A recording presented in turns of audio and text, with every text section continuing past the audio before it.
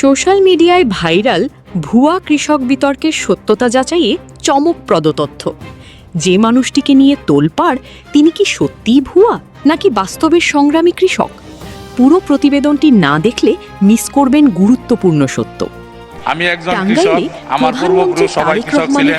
আমি ছোটবেলা থেকে কৃষি কাজ করি। কবির হোসেনকে ঘিরে সামাজিক যোগাযোগ মাধ্যমে তৈরি হয়েছে তুমুল বিতর্ক। কার্ড গ্রহণের সেই মুহূর্তের ছবি ভাইরাল হওয়ার পরপরই কিছু মহল থেকে দাবি ওঠে তিনি নাকি প্রকৃত কৃষক নন, বরং একজন বিত্তশালী ব্যক্তি। এমনকি এআই প্রযুক্তি ব্যবহার করে তৈরি করা বিভ্রান্তিকর ছবিও ছড়িয়ে পড়ে, যা সাধারণ মানুষের মধ্যে সন্দেহ আরও বাড়িয়ে দেয়। কিন্তু মাঠে গিয়ে যা দেখা গেল তা যেন পুরো চিত্রটাই বদলে দিল। সরেজমিনে গিয়ে দেখা যায় টাঙ্গাইল সদর উপজেলার ঘারিন্দা ইউনিয়নের উত্তর তারুটিয়া গ্রামের বাসিন্দা কবির হোসেন নিজের সেচ পাম্প দিয়ে পানি দিচ্ছেন বর্গা নেওয়া জমিতে। কখনো আগাছা পরিষ্কার করছেন, কখনো বা ফসলের মাঠে কাজ করতে করতে গান গেয়ে সময় পার করছেন। তার দৈনন্দিন জীবনযাপনই প্রমাণ করে কৃষি তার প্রধান জীবিকা।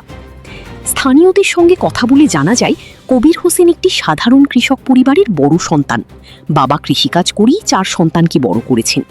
বর্তমানে নিজের জমি না থাকলেও অন্যের জমি বর্গা নিয়ে নিয়মিত চাষাবাদ করেন তিনি। তার রয়েছে একটি সেচ পাম্প, পাশাপাশি গরু ছাগল এবং হাঁস মুরগি পালন করে সংসার চালান।